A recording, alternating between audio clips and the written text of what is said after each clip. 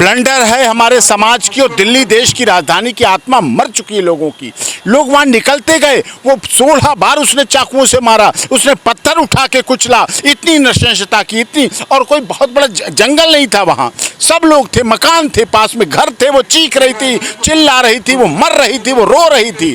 तो उसके साथ जो ऐसा हुआ, बहुत ही कठिन परिस्थितियों में पूरे देश ने देखा और दिल्ली को शर्मिंदा होना पड़ा।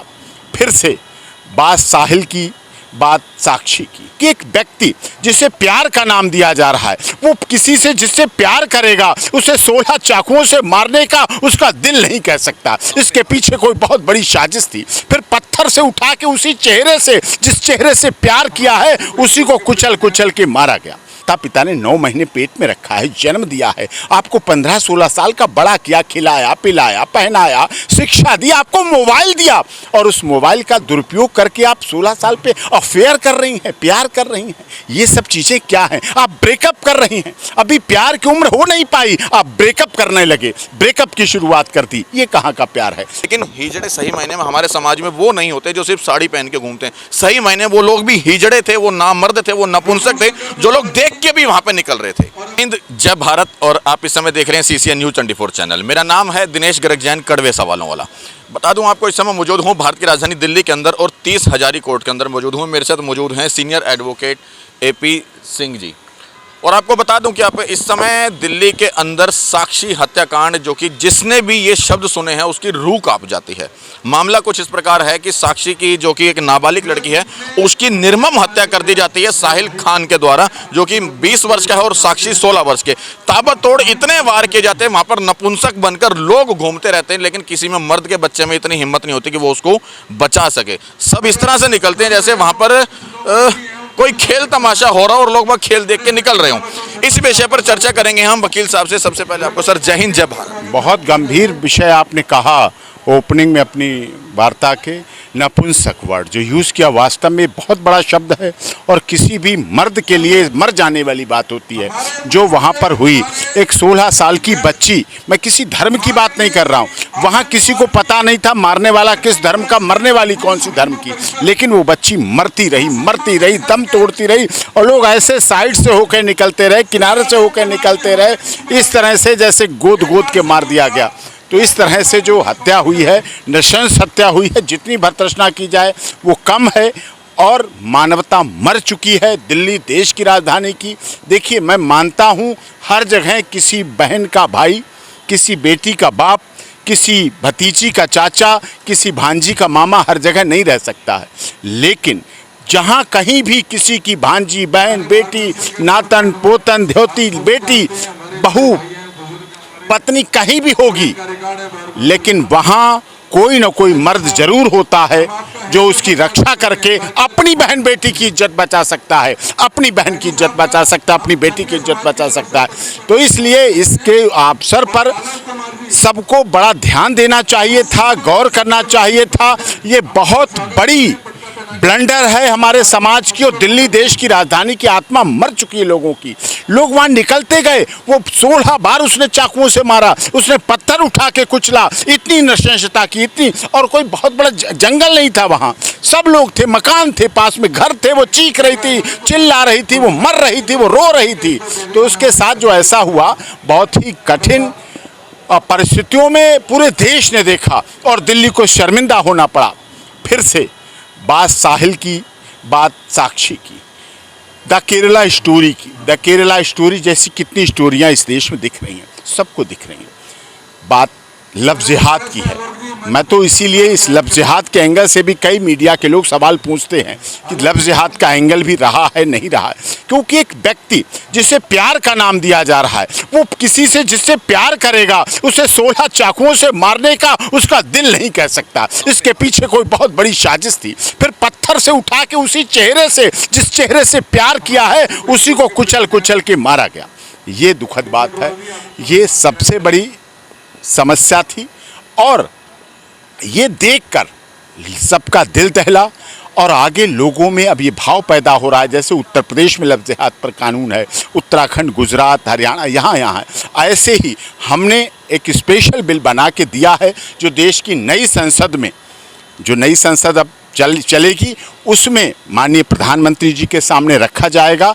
राजस्थान के आदरणीय सांसद राजेंद्र गहलोत जी, डॉक्टर मनोज राजौरिया जी और भी कई सांसद हैं जो उस बिल को रखेंगे, जिसमें हमने उत्तर प्रदेश के लफ्ज़-ए-हाथ, उत्तराखंड और कई बिलों के आधार पर केंद्र का ऐसा कानून बने जिससे हमारे सब समाज में, ये लोगों में कानून का भय व्याप्त हो कि अगर आप रुद्राक्ष की माला पहनकर, धागा पहनकर, तिलक लगाकर, आप बहुरूपिया बनकर, अगर धोखा देकर, अगर छल के, फरेब करके, चीटिंग करके, फ्रॉड करके अगर कुछ करना चाहते हैं तो आप पर ऐसा पाबंदी रहेगी, कानून की बंदिश रहेगी। सर, अभी तक जो केस देखे गए थे वो इस तरह के देखे गए थे कि उसने 35 टुकड़े कर दिए, उसने इतने टुकड़े कर दिए, ब्रीफ केस में डाल दिया, मतलब एक बंद कमरे में टुकड़े कर दिए।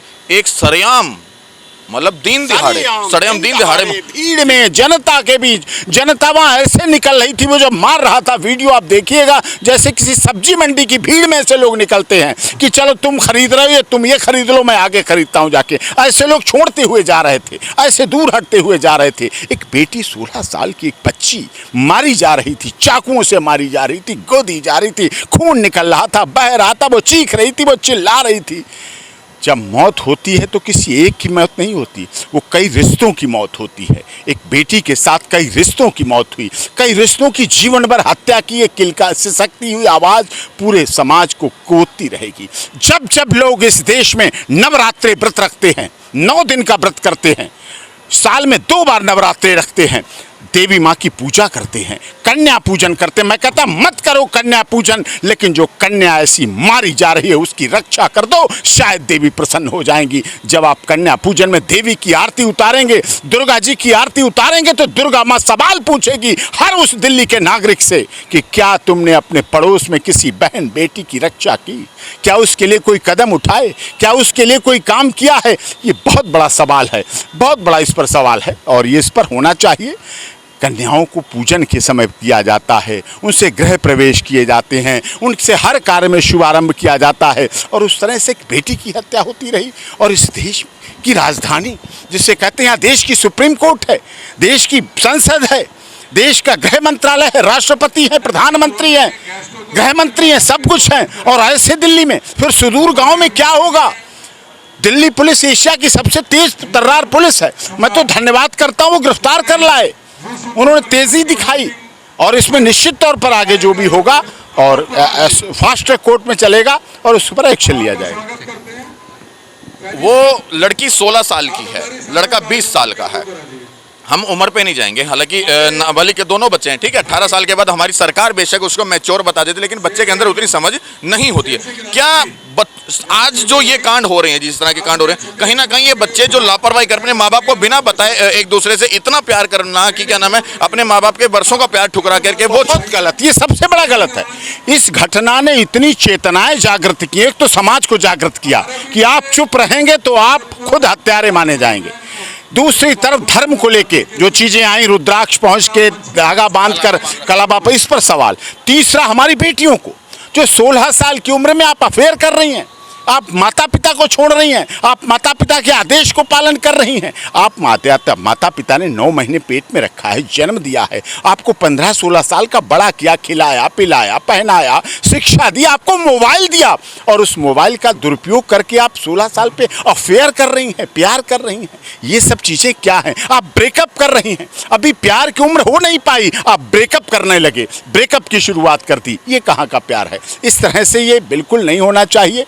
और ये समय बहुत ही कठिन है। इस केस से कई लोगों को दिशा मिली है, कई दिशाओं में काम हुआ है, चाहे दिल्ली के नागरिकों में हुई हो, चाहे बेटियों में हुई हो, चाहे द केरला स्टोरी जैसी घटनाओं पर प्रतिबंध लगने की बात हो, चाहे लव जिहाद का एंगल हो, और चाहे कम उम्र में इस तरह से प्यार करने का लव।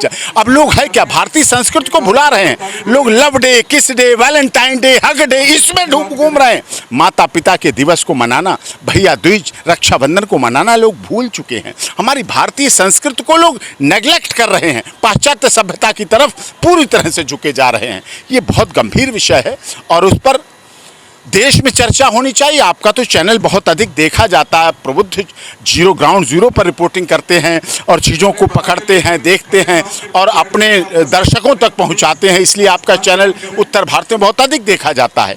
उसके माध्यम से भी ये संदेश जाना चाहिए कि बेटियों को भी अपने माता पिता भाई बहनों पर भरोसा करना चाहिए, अपने परिवार पर भरोसा करना चाहिए। वही तुम्हें बचाएंगे, वही तुम्हें सहारा देंगे। बाहरी लोग तुम्हारे 16 चाकू भी मारेंगे, 32 टुकड़े भी करेंगे, तुम्हें काट के फ्रिज में भी रखेंगे और तुम्हारे चेहरे को, जिस चेहरे को तुम्हारे माँ बाप देख के सुबह उठते थे अपनी बेटी का चेहरा, उस चेहरे को पत्थर से कुचला भी जाएगा, मारा भी जाएगा, अगर आप समय पर नहीं समझी, अगर हमारी बेटियां समय पर जागरूक नहीं हुई।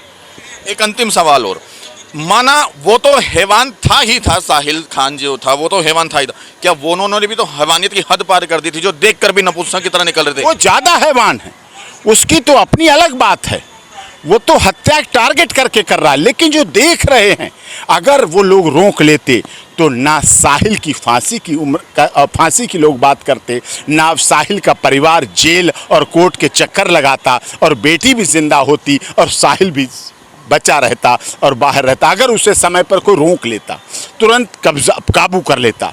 देखिए, हत्यारे के पैर नहीं होते, उसे तुरंत में उसमें अगर केवल आवाज़ देने की थी, अगर 4 लोग चीख देते, चिल्ला देते, तब भी वो हट जाता, छोड़ के भाग जाता, पकड़ लेते तब भी वो बच जाती, बेटी भी जिंदा होती, वो भी बचता और माता पिता को भी, साहिल जैसे माता पिता भी इस देश में बहुत हैं।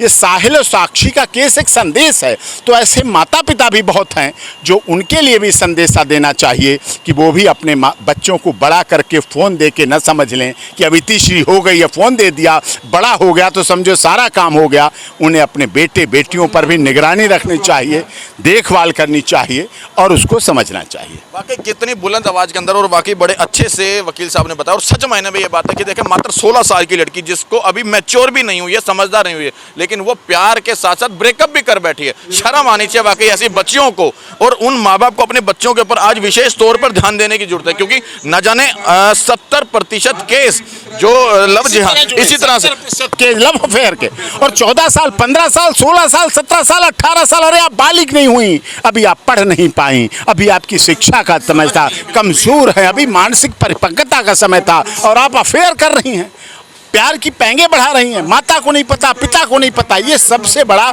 घृणित हमारे समाज का दौर चल रहा है। यदि वाकई साक्षी ने अपने माता पिता को इस बारे में पहले बताया होता तो शायद आज साक्षी हमारे बीच जिंदा होती, वो अपने परिवार को ना खोती, ना वो खुद खो पाती। दूसरी बात, अब बात करेंगे साहिल की। अगर वो साहिल 20 साल की उम्र के अंदर, वो भी कोई, मैं हालांकि सरकार उसको बालिग कहेगी, लेकिन मैं अपनी भाषा में नाबालिग केवल इसलिए बोल रहा हूँ क्योंकि वो मैच्योर नहीं है, समझ नहीं है उसके अंदर मैं क्या कर रहा हूँ और क्या नहीं कर रहा हूँ, और वो हो सकता है समय या नशे वगैरह का भी इस्तेमाल करता हूँ। लेकिन हिजड़े सही मायने में हमारे समाज में वो नहीं होते जो सिर्फ साड़ी पहन के घूमते हैं। सही मायने वो लोग भी हिजड़े थे, वो नामर्द थे, वो नपुंसक थे, जो लोग देख के भी वहाँ पर निकल रहे थे।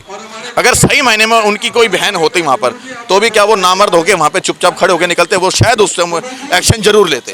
क्या उनके ऊपर कार्रवाई होनी चाहिए, नहीं होनी चाहिए? जो लोग देख रहे, कार्रवाई उन पे भी कार्रवाई होनी चाहिए, बिल्कुल होनी चाहिए कार्रवाई, उन पे भी होनी चाहिए। बाकी यदि आप साक्षी के केस को लेकर के, साहिल के केस को लेकर के आपकी अपनी क्या प्रतिक्रिया है, कमेंट बॉक्स में राय जरूर दीजिएगा। निवेदन करूंगा इन तमाम देश की बच्चियों से, लड़कियों से खासकर, कि एक बार अपने माँ बाप का प्यार ना ठुकरा करके किसी और के जंगल में ना फंसे। पहले अपने माँ बाप को बताएं, उसके बाद जा करके कहीं यदि आपको किसी से प्यार है, अफेयर है, वो अलग चीज़ें, लेकिन अपने माँ बाप को कम से कम इसके बारे में बताएं जरूर। जय हिंद, जय भारत।